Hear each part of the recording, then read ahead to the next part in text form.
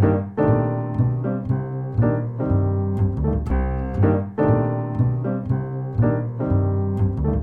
parle beaucoup aussi de discrimination systémique. Alors on a commencé à l'aborder ce matin, même si on n'en a pas dit le mot, on n'a pas dit le mot systémique. Mais voilà, quand on parlait de l'école, de l'orientation, de tout ce qui était, qui rentrait dans ce cadre-là, je pense, si je ne me trompe pas, qu'on peut parler d'une discrimination systémique, mais je pense que Jessie vous l'expliquerait mieux que moi. Je ne sais pas. On verra après. Bonjour à toutes et à tous. Donc, je m'appelle Jessie Cormon. Moi, je suis sociologue au Phare pour l'égalité.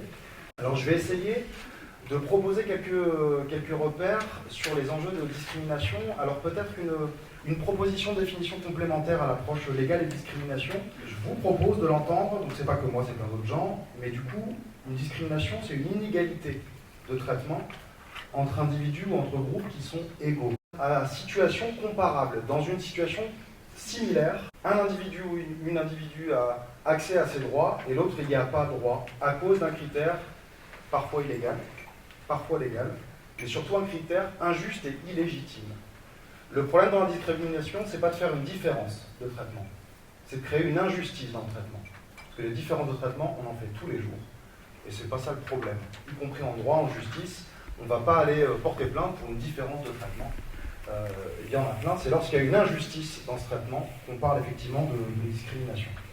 Trois éléments alors peut-être avant de démarrer, pour dire que le terme de discrimination systémique, c'est issu d'un héritage. On pourrait parler maintenant, je vais employer ce mot-là, de pensée systémique. Cette pensée systémique, on la doit aux luttes, d'une part du mouvement ou des mouvements ouvriers, du mouvement ou des mouvements féministes, qu'il soit féminisme blanc, féminisme noir, afroféminisme, féminisme musulman, féminisme des femmes ouvrières, etc. Et puis également aux luttes anticoloniales et anti-esclavagistes qui nous ont amenés à penser en termes de système social et pas seulement d'actes individuels isolés. Quand on parle de discrimination, peut-être que certains et certaines parmi vous ont déjà vu dans des articles, dans des brochures, il arrive de plus en plus souvent qu'on dit qu'il y a trois formes de discrimination. On parle de discrimination directe, discrimination indirecte, et parfois on parle de discrimination systémique. Les deux premières, je vais les développer un petit peu, et la troisième, souvent, ça y est, comme dans la vie ordinaire, on ne parle pas de discrimination systémique, ça fait concept, ça fait théorie, et déjà on est pas mal à se fermer, à se sentir tout petit face à la théorie, donc on n'arrive pas forcément bien à s'approprier ce mot qui est extrêmement important. Discrimination directe, c'est pas ce qu'il y a de plus simple à penser. C'est lorsqu'il y a une intention de discriminer, c'est conscient. Je ne veux pas de femmes voilées dans mon association, je discrimine quand bien même c'est illégal. Je ne veux pas de noirs dans ma formation, j'ai l'intention de discriminer du fait de ce critère-là, c'est une discrimination intentionnelle. Je ne veux pas de prolos, parce qu'avec leur façon de parler, leur accent, ou pour plein de raisons, ça fait un peu désordre. Puis même leur façon de s'habiller ou de se vêtir, quand même tu leur mets un costard, leur classe ouvrière, elle déborde sur leur classe. Leur façon de se tenir. Donc ça c'est une discrimination intentionnelle. Pareil, je ne veux pas de bonne femme à la tête de mon centre social ou de ma structure. Dire bonne femme, c'est flagrant. La domination, elle n'est pas toujours vulgaire et flagrante. Il me semblerait plus approprié que pour tenir un centre social en quartier populaire, il nous faudrait aussi un directeur qui fasse preuve d'autorité et de poigne. Donc peut-être que de ce point de vue-là, pour gérer des jeunes, quand même un homme, ça serait pas mal. Puis on a déjà pas mal de femmes au secrétariat, à la prévention à la petite enfance, donc je crois que... Bon, ça c'est une discrimination sexiste en fait. Mais elle n'en a pas l'air parce que celle-ci, elle est propre sur elle. D'accord ? Mais c'en est pas moins une discrimination intentionnelle. Donc ça va, discrimination directe de ce point de vue-là, c'est assez flagrant. Et effectivement, elles sont illégales. Le deuxième élément qui est plus embêtant, c'est la question de la discrimination indirecte. Celle-ci, c'est aussi sur le terme d'intentionnalité qui est fondamental. C'est lorsqu'il n'y a pas forcément une intention de nuire, une intention d'exclure, une intention de discriminer, mais que le résultat de l'action, de la procédure, produit une inégalité. C'est peut-être pas forcément si évident que ça. Je vais essayer de prendre un petit exemple. Alors, il faut que je le fasse rapidement, parce que d'habitude je prends le temps de le décortiquer pour que ce soit bien parlant. Mais je vais prendre une situation de discrimination ordinaire, même si l'essentiel de l'enjeu de discrimination n'est pas aussi féroce que dans l'exemple qui va peut-être paraître futile que je vais prendre maintenant. Admettons qu'on ait une maison de quartier, un centre social, et on essaie de faire un repas. et qu'on a cru comprendre qu'il ne fallait pas faire de discrimination, et qu'on croit que faire une discrimination, c'est pas faire de différence. Donc on va faire la même chose pour tous. C'est ça qui fabrique de l'égalité. Il y a un piège dans ce que je dis.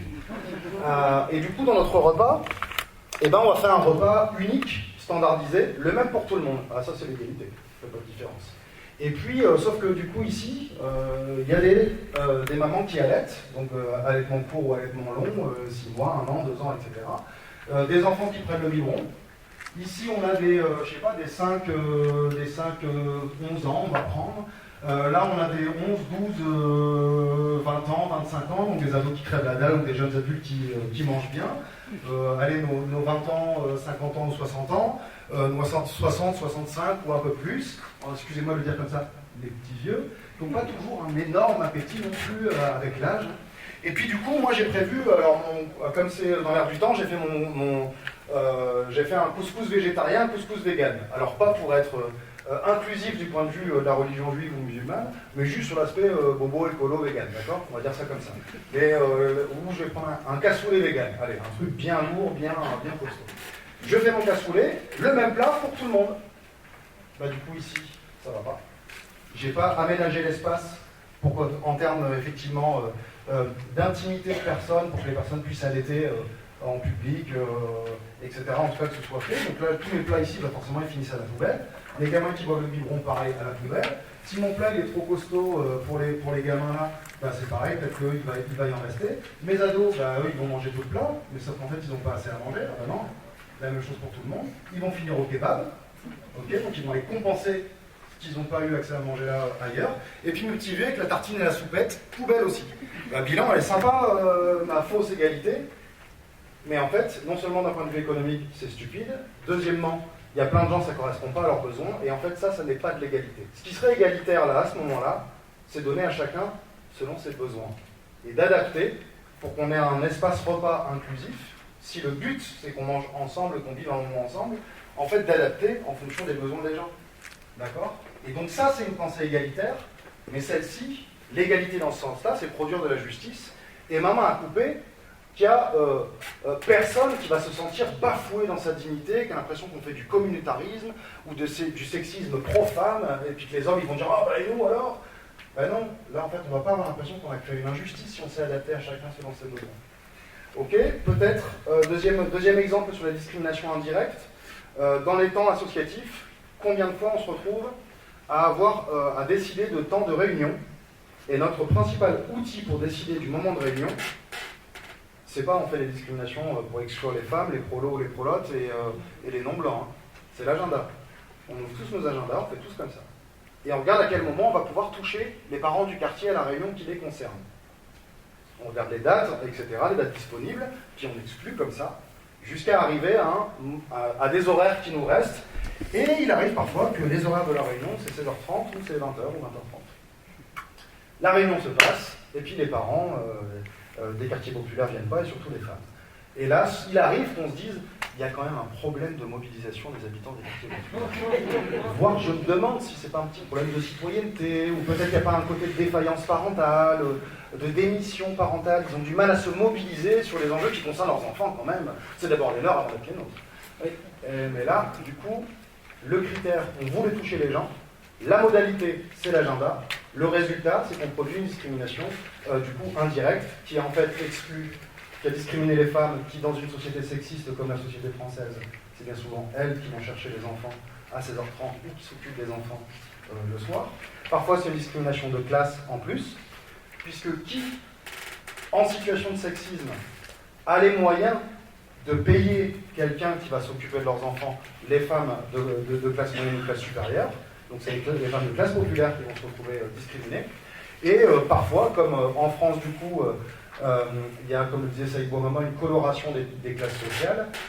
Les femmes d'origine maghrébine, noire, asiatique, etc., les femmes immigrées issues de l'immigration, celles qui sont surexposées aux discriminations racistes et liées à l'origine, elles sont aussi dans les milieux populaires, et donc leur absence sera aussi notée ce soir-là.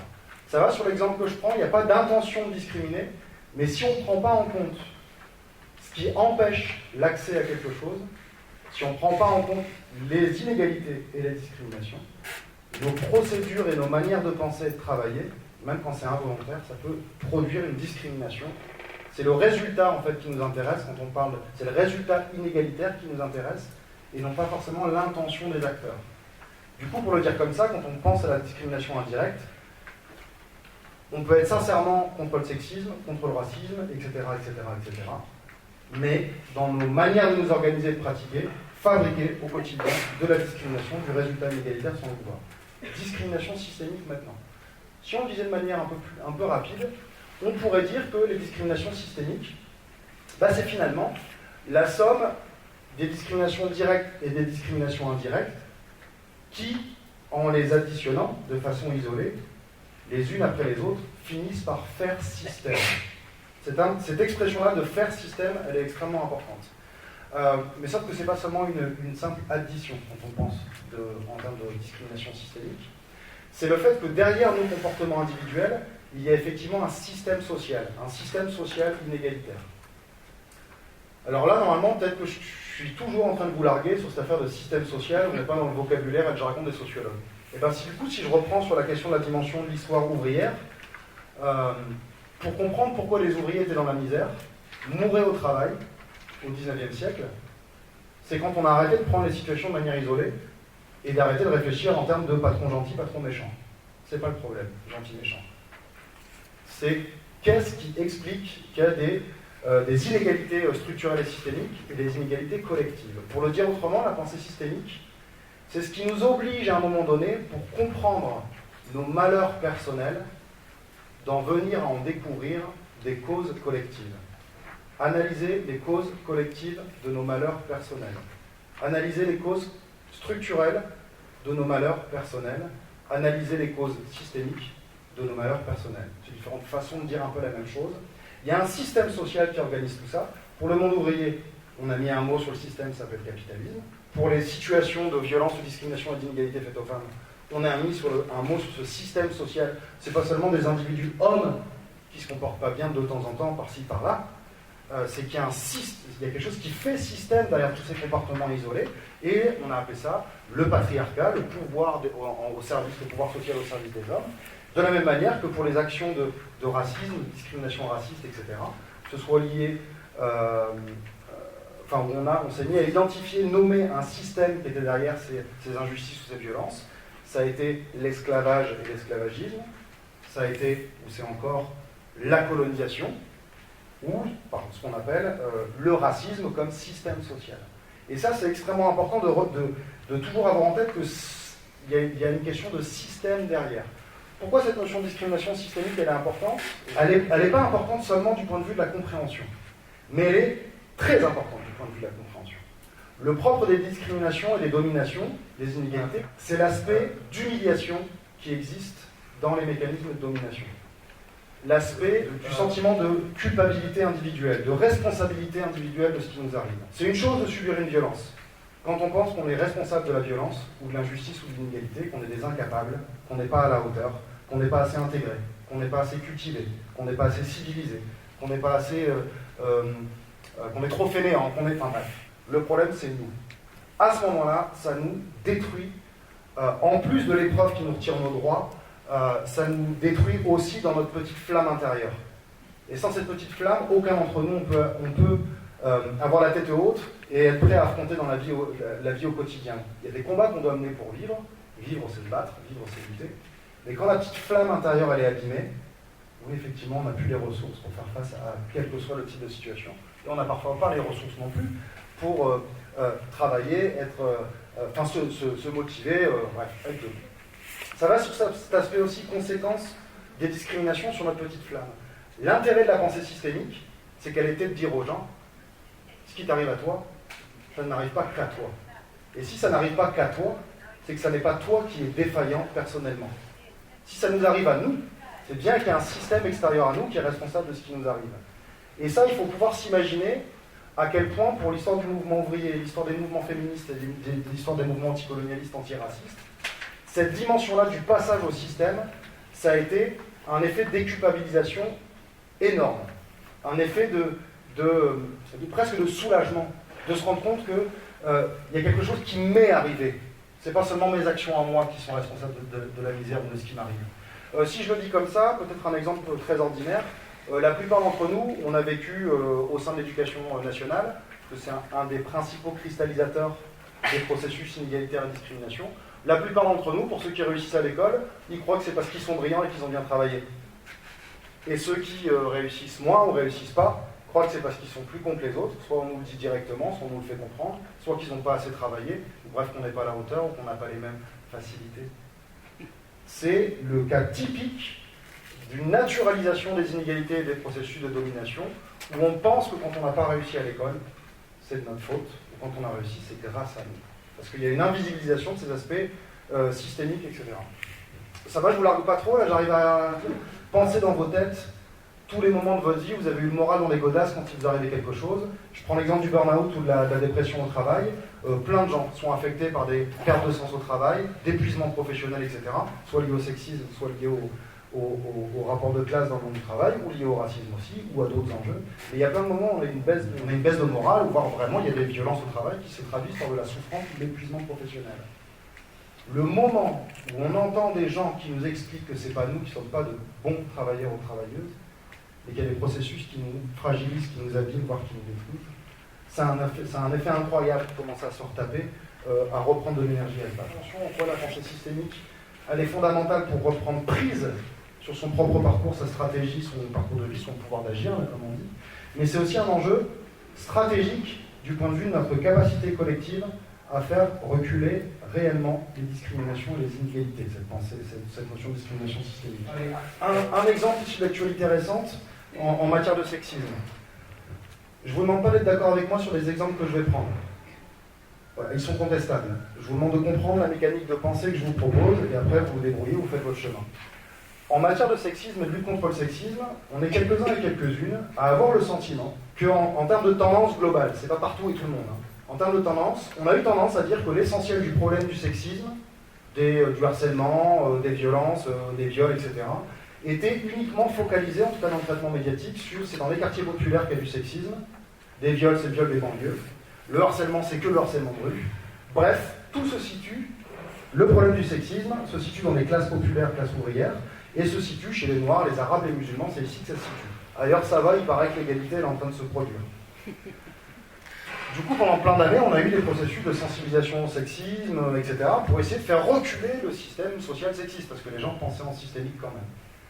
Bah là, on a eu un renversement, enfin en tout cas un début de renversement, j'espère systémique, avec les affaires Balance ton port et MeToo. Ça a été une brisure dans les stratégies générales de lutte contre le patriarcat et contre le sexisme, quand on a enfin rendu visible ce que les féministes disent depuis des années et des années que personne n'écoute. Les viols, il y en a en bas de la pyramide de classe jusqu'en haut de la pyramide de classe. Sauf que les viols de la haute bourgeoisie, de la bourgeoisie ou des classes moyennes paraissent rarement dans les médias, arrivent rarement dans les tribunaux en justice et surtout n'arrivent jamais, quasiment, dans la presse globale dominante. Là, il y a une espèce d'ouverture et de libération de la parole, mais aussi de la prise de conscience que la question des viols, par exemple, du harcèlement ou des violences faites aux femmes, elles étaient transclasses, comme le disent les féministes. Alors je fais ce petit distinguo, je ne sais pas si vous l'avez vu, sur les moments où il y a des ouvertures systémiques. Ça va, là, je suis clair sur cet enjeu-là, le moment où on a réouvert l'enjeu, celui qui avait... Bon, ouais. On a des ouvertures et puis on a parfois des refermetures. Il y a eu la loi sur le harcèlement qui a été votée il n'y a pas longtemps, donc s'il y en a qui sont plus compétents que moi, vous me reprenez, ou compétents que moi, vous me reprenez. On a failli aborder la question du harcèlement sexuel et sexiste dans toute la société, et on a refermé le périmètre au harcèlement de rue. Chez qui harcèle dans la rue? Alors, d'ailleurs, chez qui? Dans nos imaginaires, qui harcèle dans la rue? Alors certains vont dire, bah, c'est les wesh des quartiers. Au passage, je vous invite à lire un article fabuleux sur l'île, Clémy Wander, qui a fait un article en tant que femme noire, issue de classe populaire, dans son vécu à elle du harcèlement sexuel et sexiste et des agressions sexuelles et sexistes à Lille. Et elle dit qu'être une femme noire qui habite dans le Vieux-Lille, elle subit des agressions violentes de la part d'hommes blancs, de classe moyenne et de classe supérieure, et quand je dis agressions violentes, elle se fait palper et pas qu'un peu. Sauf que celui-là, ces situations-là, elles n'apparaissent pas dans nos imaginaires collectifs. Donc il y a eu un rétrécissement, et je rappelle que sur les questions de harcèlement, la plupart des mouvements féministes demandaient d'inclure dans la lutte et la dénonciation du harcèlement, pas seulement la rue, le monde du travail, les entreprises, les collectivités territoriales, bref, l'ensemble de la société. il y a un clivage très très important, bon c'est caricatural, mais j'essaie de rétrécir les enjeux tactiques sur comment on fait pour reproduire de l'égalité, entre une pensée individuelle, individualiste, qui isole les sexistes, les racistes, etc., et celle qui essaye d'articuler les comportements individuels au système social qui les fabrique, qui les structure. Typiquement, quand on est sur les discriminations multifactorielles que vivent les femmes étrangères, immigrées ou issues de l'immigration, d'ailleurs c'est marrant, elles n'ont plus de classe sociale, elles, souvent. Souvent de classe populaire. Du coup, assez souvent, les principaux réflexes, je ne sais pas si on a bien réussi à dépasser tout ça maintenant, pendant des années et des années, c'était des injustices à géométrie très précise. L'excision, les violences faites aux femmes, alors aidez-moi, mariage forcé, et puis l'influence de leur culture, de leur islam, de leur je sais pas quoi, et c'était ça qui était perçu comme les principaux freins à l'accès à l'égalité et à la liberté des femmes. Discrimination sur le monde du travail, on avait du mal à le penser, le harcèlement et le sexisme, dont une bonne partie des femmes immigrées étrangères ou françaises issues d'immigration, quand elles parlent des situations de harcèlement sexiste dont elles parlent, c'est pas la rue qui sort, c'est le monde du travail. Parce que du coup, être une femme, alors prolétaire, prolote, comme on disait avant, de milieu populaire, ouvrier, employé, donc être femme et être issue d'immigration, c'est avoir des vulnérabilités particulières et d'être une proie plus facile pour les harceleurs dans le monde du travail. Et de la hiérarchie. Et là, il faut qu'on fasse se rencontrer les logiques. Comme je parlais tout à l'heure de coloration des classes sociales, au plus on monte dans la hiérarchie sociale, au plus ça se blanchit socialement. En sociologie, dans d'autres espaces, quand on parle de race, on ne parle pas des races biologiques, évidemment, qui n'existent pas. C'est le racisme qui invente l'idée de race, qui invente et qui fabrique socialement l'idée de race. Mais une fois que l'idée de race est inventée, elle sert à fabriquer des inégalités, des discriminations, des injustices. La pensée de l'intégration. Va vraiment falloir qu'on arrête avec ce truc-là de la pensée de l'intégration. Il y a un problème d'intégration, dès qu'on a des discriminations, c'est que les femmes, elles ne sont pas intégrées. À qui ça viendrait dans la tête de dire que les femmes blanches ch'tis vivent des situations d'inégalité sexiste parce qu'elles ne sont pas assez intégrées à la culture française parisienne? À qui ça viendrait en tête de dire que les femmes blanches d'origine chrétienne, ou chrétienne, pratiquantes chrétiennes ou d'origine chrétienne, n'ont pas accès à l'égalité des droits et des traitements, subissent des violences, parce qu'elles ne sont pas assez intégrées, et en tout cas c'est lié à leur religion? Personne.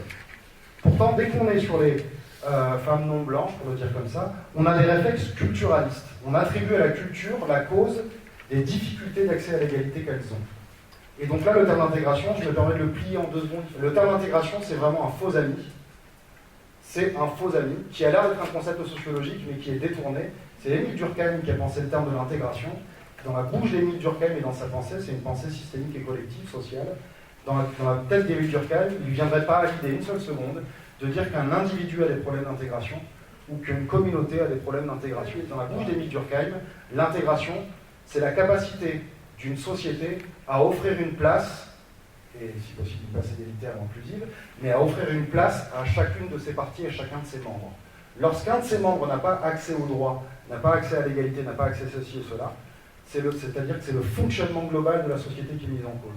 Et aujourd'hui, quand on renvoie à la question de l'intégration, en fait, c'est une manière de détruire la notion même d'égalité ou d'accès aux droits et de faire porter la responsabilité de l'agression sur la victime, d'où le fait qu'il faut se méfier de l'intégration et renouer en tout cas avec des traditions égalitaires et systémiques dont on a besoin pour comprendre nos vies.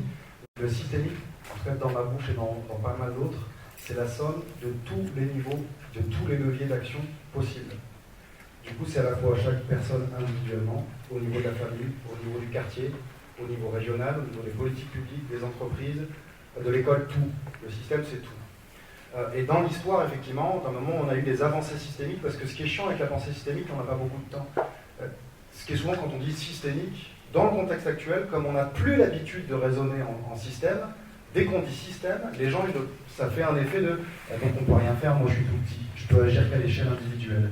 Et on oublie qu'il y a des grandes conquêtes dans chacun des 3 principaux mouvements de lutte, et effectivement dont fait partie, notamment dans la question des rapports sociaux de sexe, de genre et de sexualité, LGBT, etc., mais d'articuler l'échelle locale et l'échelle nationale, politique. Mais notre problème à nous aujourd'hui, c'est qu'on se perd et on s'épuise sur des tactiques de lutte qui ne changent rien de la structure de discrimination.